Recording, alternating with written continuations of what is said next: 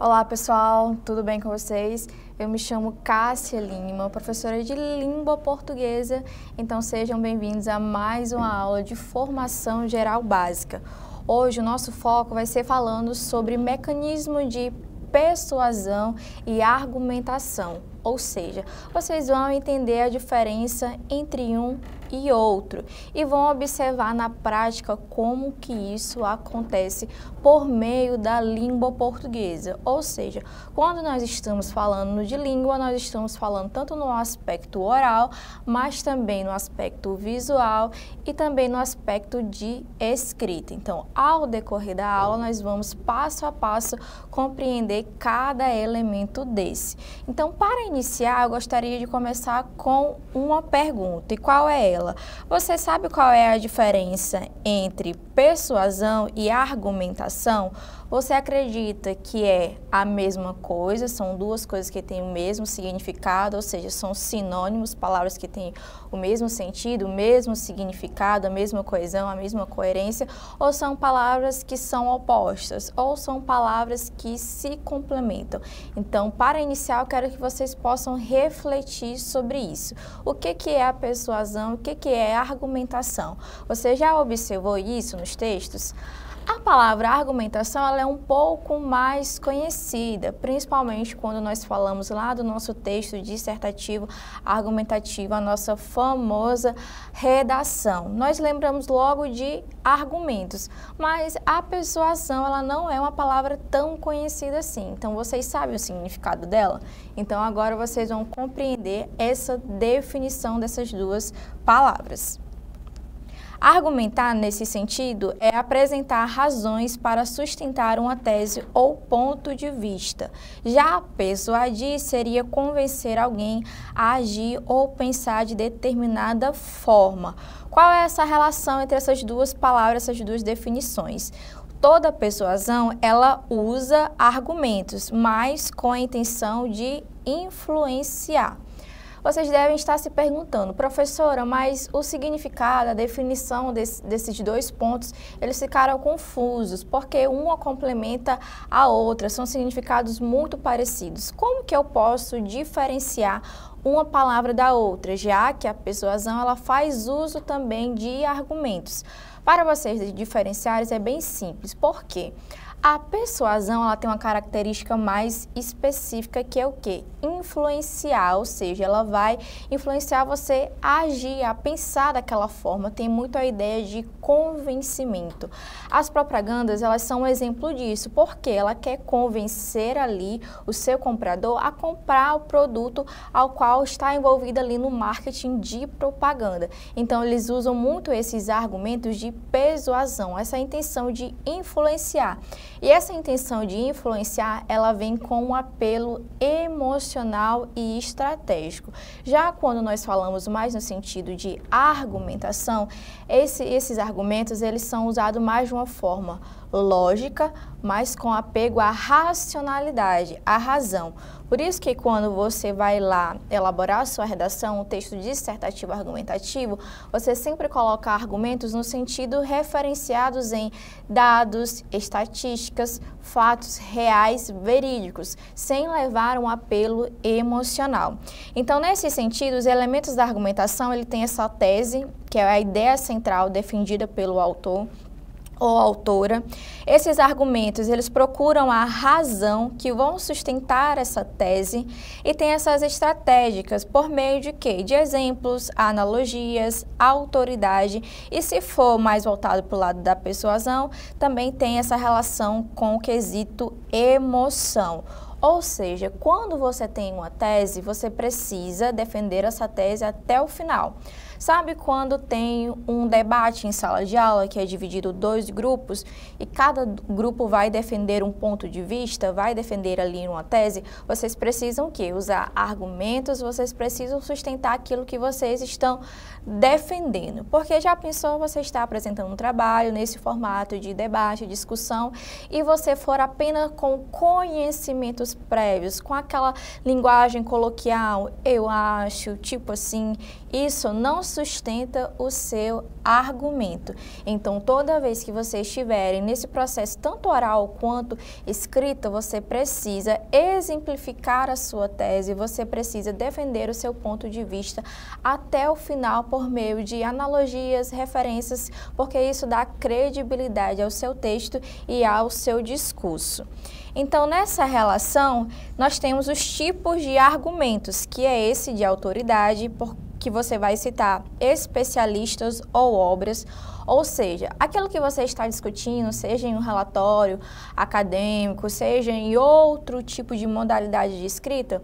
Vamos supor, em um fichamento, você está lá fazendo ali um resumo de uma leitura que você fez e você vai ter marcações ali da leitura. Como você pode evidenciar, credibilizar o texto? A partir por meio de especialistas, porque tudo que nós pensamos, nós imaginamos, outra pessoa já pensou antes, já fez um estudo sobre aquilo.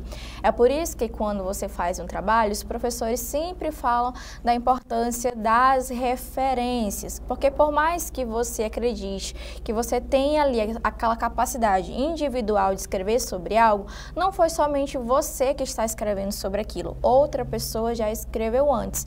Então isso dá a ideia também de uma comparação, você pode comparar o que o outro especialista falou sobre aquilo, você pode refletir e até mesmo criticar. Nós também temos os tipos de argumento por exemplificação, que é usar casos concretos para falar sobre aquilo. Nós também temos a analogia, que é comparar situações para explicar, e também temos as estratégias, os tipos de argumentos racionais e emocionais, onde você vai utilizar ou a lógica ou o sentimento. Esses tipos de argumentos, eles são usados mais voltados para a persuasão. Como eu citei para vocês um exemplo das propagandas que tem ali todo aquele apelo emocional. Até mesmo recentemente, com a chegada da tecnologia, o que mais chama a sua atenção quando você está aí navegando pela internet, quando você está lá no YouTube, quando você está lá no Instagram. Normalmente, o que mais chama a sua atenção é uma imagem que chame ali você para ir até ali verificar o que está acontecendo. Sabe quando você abre o YouTube, nós temos as famosas capas dos vídeos. Normalmente, quem trabalha com essa criação de conteúdo digital coloca uma capa que vai chamar ali a atenção do interlocutor para que ele possa clicar e assistir o vídeo. E normalmente, quando você assiste o vídeo, você percebe até que aquela capa foi usada de forma estratégica para chamar a sua atenção, porque às vezes o vídeo nem é relacionado tanto à capa, mas isso foi o quê? Uma estratégia usando a semiótica, que é uma ideia visual, que usa cores, então tudo isso envolve linguagem. Agora nós vamos observar na prática como que isso acontece, como essas estratégias de persuasão, argumentos, é presente, por exemplo, nos nossos textos literários. Aqui eu coloquei uma obra para vocês, Memórias Póstumas de Brás Cubas, que é uma obra bem famosa de Machado de Assis, principalmente porque ela tem um diferencial, porque é uma obra que se tornou famosa, porque a autoria dela é narrada em primeira pessoa com o seu defunto autor. Então, o Machado de Assis, ele brinca com a obra e eu coloquei um trecho aqui para nós analisarmos. Não tive filhos, não transmiti a nenhuma criatura o legado da nossa miséria. Aqui, o que é que o autor fez? Ele usou um argumento irônico e persuasivo. Por quê? Sugerindo que não ter filhos é uma forma de evitar sofrimento. Então, aqui ele usa uma estratégia, que é uma ironia, mais reflexão moral. Ou seja, lembra quando nós falamos sobre o texto literário, sobre os recursos que são usados nesse texto, é mais usando linguagem figurada, as nossas figuras de linguagem, como ironia, hipérbole, metáfora, comparação? Ou seja, aqui o autor, ele faz uma reflexão mais nesse sentido relacionado à moralidade, ele faz uma ironia da situação.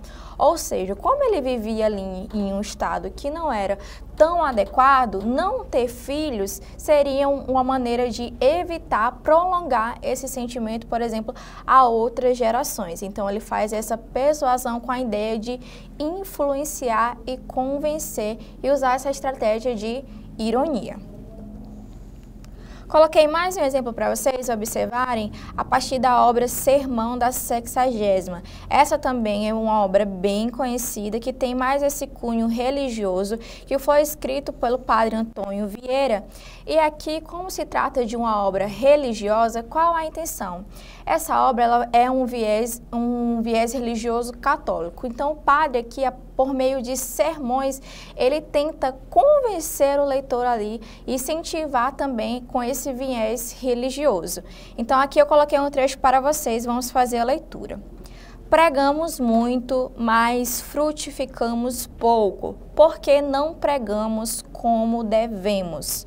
Então, aqui ele faz um argumento por analogia e autoridade religiosa, buscando convencer a mudança de conduta. Então, aqui o autor também traz uma reflexão, porque ele afirma que se prega muito, mas que na prática isso é diferente. Então, essa obra ela é recheada com esse viés religioso e convencimento. Então, essa obra ela é rica em analogias. Por quê? Porque o padre ele usa por meio de exemplificações, por meio de exemplos dos sermões, ele faz essa comparação e reflexão para convencer o leitor ali sobre o que ele está falando e está afirmando, e tudo isso ele tem base, porque esses sermões eles são baseados com versículos da Bíblia. Então, por isso que é o Sermão da Sexagésima que foi escrito por um padre. De uma forma mais contemporânea, eu coloquei aqui a nossa Clarice Lispector por meio das suas crônicas, que também são obras que são mais conhecidas nesse âmbito da literatura. E coloquei um trecho para vocês. Liberdade é pouco, o que eu desejo ainda não tem nome. Aqui ela faz um apelo emocional e uma linguagem subjetiva. Lembra quando nós estamos falando de literatura, também é falar sobre essa subjetividade, ou seja, não é de forma objetiva. O texto literário, ele quer que você possa refletir, que você possa criar reflexões e até mesmo teorias daquilo que você está lendo. Ou seja, o autor, a autora, ele não vai colocar algo óbvio para você. É diferente dos textos relacionados a notícias, que precisa ser algo objetivo, é baseado em um fato real, verídico. Quando você vai para o texto literário, não, você tem essa liberdade de expressão.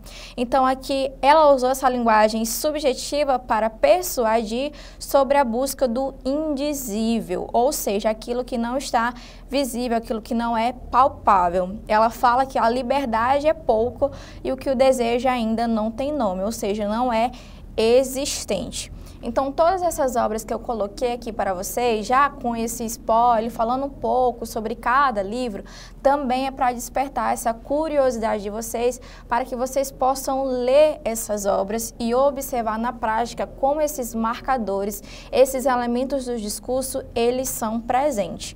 Então, nesse sentido, aqui eu coloquei dicas práticas para vocês identificar tudo isso. Então, primeiro vocês devem se perguntar: o que o texto ele quer informar ou convencer? Se ele quer convencer, está usando argumentação e persuasão, ou seja, os dois em conjunto. Você também deve procurar marcadores, como por exemplo, porque, portanto, logo, assim, visto que são conectores argumentativos. Inclusive, nós já tivemos uma aula falando sobre esses marcadores. Por quê? Quando você observa esses marcadores, seja de forma oral, seja de forma escrita, você já identifica, por exemplo, um início, um meio, um fim. Você observa qual conectivo foi usado, porque nós temos os conectivos que faz essa coesão, porque liga um argumento ao outro, tudo é organizado de forma sintática. Então, você conhecendo esses marcadores, você também já consegue imaginar também o que é que esse discurso ele quer dizer. Você também precisa observar o tom. Ele é racional? É baseado em dados, lógica, ou é emocional, com o intuito mais de sensibilizar ou mobilizar? Ou seja, vocês têm que observar bastante se é voltado mais nessa intenção de influenciar para agir ou mais no sentido de informar sobre algo. Por exemplo, quando você vai lá ler um livro e ele está baseado em dados estatísticos, essa é uma atenção mais objetiva. Agora, se você vai realizar a leitura de um outro texto e você observa esses elementos de persuasão, ele está observando, está influenciando você a agir. Isso também é muito recorrente, por exemplo, em campanhas de doações, porque tem essa ideia de fazer com que o leitor possa praticar ir à ação em relação a algo. Isso é muito recorrente, por exemplo, nas campanhas de doação de sangue, na campanha de doação de animais para você ir lá adotar o animalzinho. Então, tudo isso usa esses recursos da linguagem. Lembrando que a linguagem ela é um instrumento de poder. Toda a linguagem ela carrega um discurso, ela carrega uma intenção. Agora que nós observamos tudo isso, o que é persuasão, o que é argumentação, que nós conseguimos observar a diferença entre esses dois pontos, nós vamos observar agora como isso acontece na prática por meio de uma atividade. Nós vamos testar o nosso conhecimento. Será que você conseguiu saber a diferença, o que é persuasão, argumentação, como elas podem também se complementar e como elas podem acontecer de forma diferente? Então, vamos lá à nossa atividade. Aqui eu coloquei para vocês um trecho de Vinícius de Moraes que foi transformado em uma música, então vamos realizar a leitura. Se todos fossem iguais a você, que maravilha viver. A partir desse trecho, qual foi o recurso argumentativo presente? Ou seja, aqui a questão ela tem um comando, ela pergunta a partir do trecho o que é um recurso argumentativo. Letra A, será que seria uma falácia da generalização? Ou seja, será que esse trecho ele está de forma generalizada, falando de uma maneira geral ou não? Será que está falando de uma maneira individual? Será que aqui eu tenho um apelo à emoção? Ou letra C, será que aqui eu tenho um argumento lógico, objetivo, com base em dados? Será que aqui eu tenho um apelo à autoridade? Ou será que eu tenho uma suposição sem certeza? Ou seja, dentro dessas opções aqui, letra A, B, C, D e E, o que você acha que é a resposta correta? Se todos fossem igual a você, será que isso é mais voltada a uma subjetividade? Será que é um apelo mais emocional? Ou será que aqui nesse trecho foi usado recursos como dados estatísticos?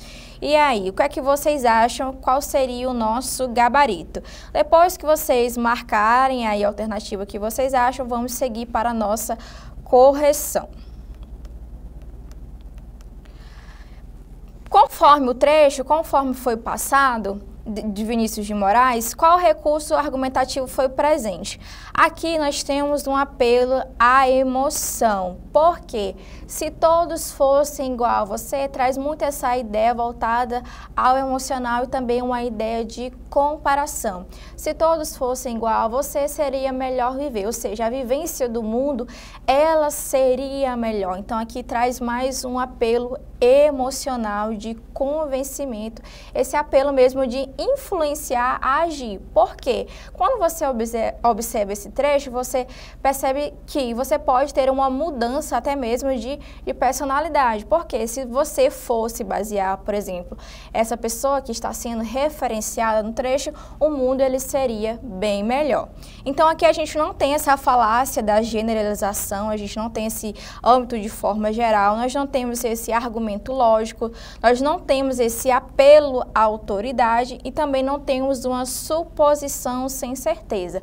Porque quando ele afirma nesse trecho, ele influencia você a agir, você mudar, e ele afirma que conforme essa sua mudança, o mundo ele seria bem melhor, ou seja, não tem algo mais de forma subjetiva, mas afirma que a partir de uma ação vai ter uma reação que seria uma reação positiva. Então, percebam que a partir desses trechos da construção, a partir desses elementos que são construídos de forma escrita, você consegue observar que argumento foi usado, qual foi o argumento que foi utilizado. Será que foi para persuadir, convencer, influenciar, ou será que foi mais de uma forma lógica, usando dados ou fontes referenciadas. Então, quando você entende aqueles marcadores, quando você se pergunta, você consegue compreender tudo isso.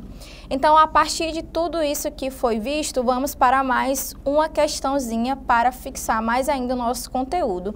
E vamos à questão 2. Aqui eu coloquei uma questão para que vocês possam completar, ou seja, relacionar as afirmações com as descrições.